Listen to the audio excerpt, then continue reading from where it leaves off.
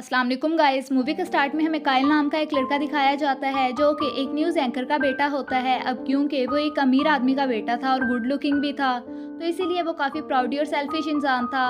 कायल अपने स्कूल का इलेक्शन जीतकर कमेटी प्रेसिडेंट बन जाता है, जहां पर वो सभी स्टूडेंट्स को स्पीच दे रहा होता है और वो उन स्टूडेंट्स को बुली भी करता है जो ज़्यादा खूबसूरत यानी गुड लुकिंग नहीं होते। उनमें एक लड़की भी शामिल थी जिसका नाम केंड्रा होता है। केंड्रा जो कि कोई आम लड़की नहीं बल्कि एक विच होती है जो जंगल को छोड़कर यहाँ आई थी नॉर्मल बच्चों की तरह स्टडी करने के लिए। लेकिन ये बात कायल नहीं जानता था कि वो एक विच है। स्पीच देने के बाद जब कायल बाहर आता है तो वो देखता है कि केंड्रा ने उसके पोस्टर्स खराब कर दिए हैं, और जब कायल केंड्रा से इस बारे में पूछता है तो वो कायल को एक लड़की लिंडा से इंट्रोड्यूस करवाती है। लिंडा जो कि कायल की क्लासमेट थी, लेकिन साथ साथ वो उसे पसंद भी करती थी। लेकिन कायल 3 सालों में फर्स्ट टाइम उससे बात करता है। फिर कायल केंड्रा से माफ़ी मांगता है उसे बुली करने पर, साथ साथ वो उसे पार्टी के लिए इनवाइट भी करता है, और तब केंड्रा कायल को सेकंड चांस देते हुए पार्टी में चले जाती है। लेकिन कायल सुधरा नहीं था, बल्कि ये भी इसकी एक ट्रिक थी केंड्रा को सबके सामने शर्मिंदा करने की। कायल पार्टी में सबके सामने केंड्रा को काफ़ी बुरा भला कहता है, लेकिन अब क्योंकि केंड्रा एक विच थी तो वो कायल को कर्ज कर देती है। और इसके बाद कायल को कुछ भी समझ नहीं आता और वो आधी बेहोशी की हालत में अपने घर चला जाता है, जहां पर केंड्रा आती है और उसे बताती है कि मैंने तुम्हें कर्ज कर दिया है। जिसके बाद कायल एक हेयरलेस इंसान बन जाता है, यानी जिसके सर पर बाल नहीं होते, और उसके फेस पर अजीब तरह के टैटूज और स्कार्स थे, यानी वो दिखने में काफ़ी हॉरर लुक दे रहा था।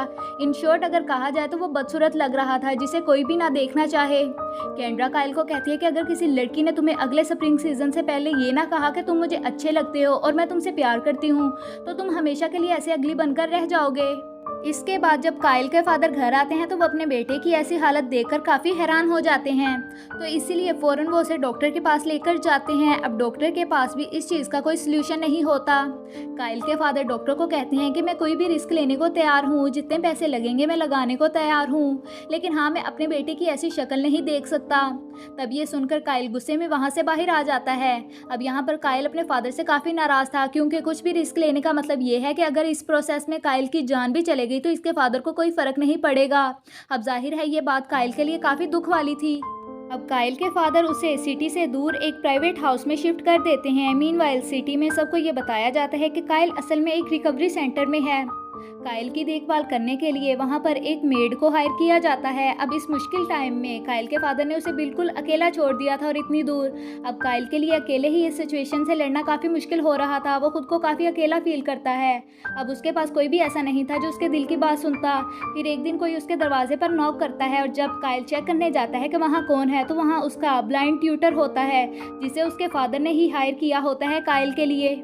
उसी रात फर्स्ट टाइम कायल अपनी मेड से ठीक तरह से बात करता है, जहां उसे पता चलता है कि उसकी मेड को ग्रीन कार्ड ना मिलने की वजह से अपनी फैमिली को छोड़कर यहां शिफ्ट होना पड़ा है, और इसी वजह से उसकी मेड आज तक गिल्ट में ही है। इसके बाद कायल एक पार्टी में जाकर केंड्रा से मिलता है, जहां पर वो उससे मुआफ़ी मांगते हुए रिक्वेस्ट भी करता है कि प्लीज़ मुझसे इस कर्ज को ख़त्म कर दो ना, मुझे ठीक कर दो। लेकिन केंड्रा उससे कहती है कि ये कर्ज तब तक वापस नहीं हो सकता जब तक कि तुम किसी लड़की को पसंद ना आ जाओ, यानी वो तुमसे प्यार ना करने लगे। फिर आगे बढ़कर कायल अपनी बेस्ट फ्रेंड को किसी और के साथ देखता है। ये देखकर वो काफ़ी हर्ट होता है। फिर इतनी देर में वहाँ पर उसकी क्लासमेट लिंडा भी आ जाती है, जो कि कायल को पहचान नहीं पाती, और उसी के आगे वो उसके दुख का इजहार करती है और अफसोस जाहिर करती है। अब लिंडा की ये बात कायल को काफ़ी अच्छी लगती है, और इसीलिए वो उसकी तरफ अट्रैक्ट होने लगता है। बस इसी के बाद से कायल लिंडा को फॉलो करने लगता है। वो उसकी हर छोटे से छोटी, बड़े से बड़ी चीज़ पर नज़र रखने लग जाता है, और उसकी वजह से वो काफ़ी ज़्यादा खुश भी रहने लगता है। फिर ऐसे ही एक दिन जब वो लिंडा को फॉलो कर रहा होता है, तब वो देखता है कि लिंडा अपने फादर को ढूंढते हुए बिल्डिंग की बैक साइड पर गई है, जहां पर 2 डीलर्स उसके फादर पर गन पॉइंट करके खड़े हुए हैं। तब कायल उनमें से एक पर अटैक करके उनकी गन नीचे गिरा देता है, और दूसरा डीलर लिंडा को गिराकर बेहोश कर देता है। यहाँ पर कायल लिंडा को उठाकर बिल्डिंग के अंदर छोड़कर आता है। बाहर आने पर वो देखता है कि लिंडा के फादर ने एक डीलर को शूट कर दिया है, और दूसरा डीलर लिंडा के फादर को धमकी देता है कि मैं तुम्हारी बेटी को नहीं छोड़ूंगा। तब इस बात का फ़ायदा उठाकर कायल उसके फादर को कहता है कि आप लिंडा को मेरे पास छोड़ दें, क्योंकि वो मेरे पास ही सेफ रह सकती है। तब लिंडा के फादर उसकी बात मान लेते हैं। नेक्स्ट डे उसके फादर उसे काइल के घर ले आते हैं। काइल अपनी असल पहचान छुपाकर खुद को एज अ हंटर शो करवाता है। इवन वो तो लिंडा के सामने जाता ही नहीं और उसकी मेड ही लिंडा को रिसीव करती है। लिंडा अपने फादर पर गुस्सा करती है कि आप कैसे मुझे किसी अननोन पर्सन के पास अकेले छोड़कर जा रहे हैं। इसके बाद वो अपने फादर को गुड बाय बोले बगैर ही वहाँ से जाने का कहती है। फिर लिंडा काइल को आवाज़ लगाकर कहती है कि अगर तुमने मेरे करीब आने की ज़रा भी कोशिश की तो मैं तुम्हारा बहुत बुरा हाल करूँगी, देखना। अब यहाँ पर डेफिनेटली वो उससे नफरत करती है। इसके बाद लिंडा खुद को एक रूम में बंद कर लेती है और काइल उसे इम्प्रेस करने में लग जाता है। वो उसके रूम के बाहर एक्सपेंसिव तोहफे रखने लग जाता है, लेकिन इसका लिंडा पर कोई असर नहीं होता। मीन्स वो इम्प्रेस नहीं होती। तब ये देखकर काइल की मेड उसे कहती है कि तुम्हें लिंडा को अंडरस्टैंड करने की ज़रूरत है, क्योंकि वो बाकी लड़कियों जैसी बिल्कुल भी नहीं है। तब काइल अपनी मेड की बात मानते हुए लिंडा को जेलिस का एक कार्टन गिफ्ट करता है। साथ साथ वो लिंडा को उसके फादर की तरफ से पॉजिटिव रहने के लिए कहता है। वो उसे समझाने की भी कोशिश करता है कि ये सब कुछ तुम्हारे फादर ने तुम्हारी बेहतरी के लिए ही किया है, तुम्हारी सेफ्टी के लिए। तभी ये सुनने के बाद लिंडा थोड़ा सा काम डाउन हो जाती है, यानी रिलैक्स हो जाती है। साथ साथ वो जेलिस को भी एज अ गिफ्ट एक्सेप्ट कर लेती है। इसके बाद काइल लिंडा के लिए लव लेटर्स लिखना स्टार्ट कर देता है, लेकिन वो इस डर से उसे वो लेटर्स नहीं देता कि कहीं वो रिजेक्ट ना कर दे। इसके बाद काइल लिंडा को और ज़्यादा इम्प्रेस करने के लिए खुद ही छत पर ग्रीन हाउस बनाने लग जाता है। अब क्योंकि काइल हमेशा से खुद को लिंडा से छुपाता है तो लिंडा को ये बात अच्छी नहीं लगती, उसे इरिटेशन होने लगती है। तब कोई भी रास्ता नजर न आने पर काइल खुद को उसके सामने रिवील्स कर देता है। लेकिन काइल के लिए शॉकिंग की बात ये थी कि लिंडा को उसका फेस बिल्कुल भी अगली नहीं लगता, बल्कि वो कहती है कि मैंने इससे भी कहीं ज्यादा वरीड फेसेस देख रखे हैं और तुम्हारी लुक्स में कोई भी खराबी नहीं है। तब ये सुनकर काइल के दिल में लिंडा की फीलिंग्स और ज्यादा बढ़ जाती है और फाइनली काइल ग्रीन हाउस भी कंप्लीट कर लेता है। और उसके लिए खुशी की बात ये होती है कि लिंडा को ग्रीन हाउस बहुत पसंद आता है। लेकिन मुसीबत की बात तो ये थी कि स्प्रिंग सीजन आने वाला था, लेकिन लिंडा अभी तक उसके लिए वो फीलिंग्स नहीं रखती थी जो काइल को उस कर्ज से आज़ाद करवा देगा।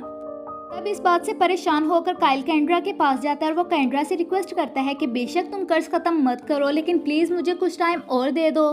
लेकिन कैंड्रा इस बात से भी इनकार कर देती है और वो उसके सामने एक ऑफर रखती है कि अगर लिंडा को तुम अच्छे लगने लगे, यानी उसे तुमसे प्यार हो गया, तो तुम्हें ठीक करने के साथ साथ मैं तुम्हारे ट्यूटर की आइज़ भी वापस दे दूंगी, और तो और तुम्हारी मेड को भी ग्रीन कार्ड दिलवा दूंगी।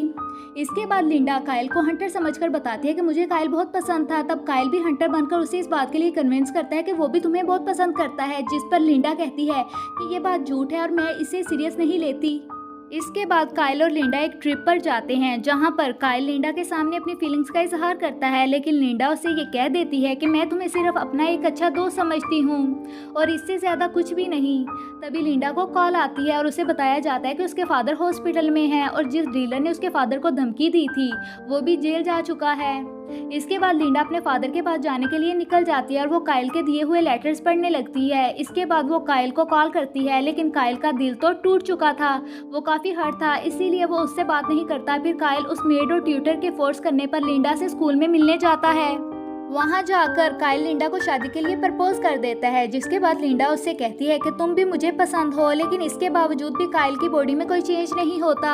इसके बाद लिंडा वहाँ से जाने लगती है, जिससे काइल डिसअपॉइंट हो जाता है और अपसेट भी। लेकिन तभी लिंडा टर्न करती है और वो काइल को वो बात कह ही देती है जो काइल उसके मुँह से सुनना चाह रहा था, यानी कि तुम मुझे बहुत अच्छे लगते हो और मैं तुमसे बहुत प्यार करती हूँ। तब काइल खुश होते हुए स्कूल से बाहर आता है और मिरर में देखने लगता है, जो कि वापस अपनी असल हालत में आ गया था। फाइनली इतनी एफर्ट के बाद कर्ज खत्म हो गया था, जिस पर काइल बहुत ज़्यादा खुश होता है और वो आगे बढ़ ही रहा होता है कि वहाँ पर लिंडा आ जाती है, जो काइल को इग्नोर करके हंटर को ढूंढने लग जाती है। तब काइल उसे समझाने की काफ़ी कोशिश करता है कि मैं ही वो हंटर हूँ और कर्ज की वजह से मैं वैसा बन गया था और तुम्हारे प्यार ने मुझे फिर से पहले जैसा बना दिया, यानी लिंडा की वजह से उसका कर्ज खत्म हुआ था। लेकिन वो उसकी बातों को इग्नोर करके हंटर को कॉल करने लगती है, जिस पर रिंग काइल के फ़ोन पर हो जाती है और यहाँ पर लिंडा को काइल की बातों पर यकीन आ जाता है। फिर हम देखते हैं कि काइल का ब्लाइंड ट्यूटर भी बिल्कुल ठीक हो गया था, यानी उसकी आंखें वापस आ गई थीं।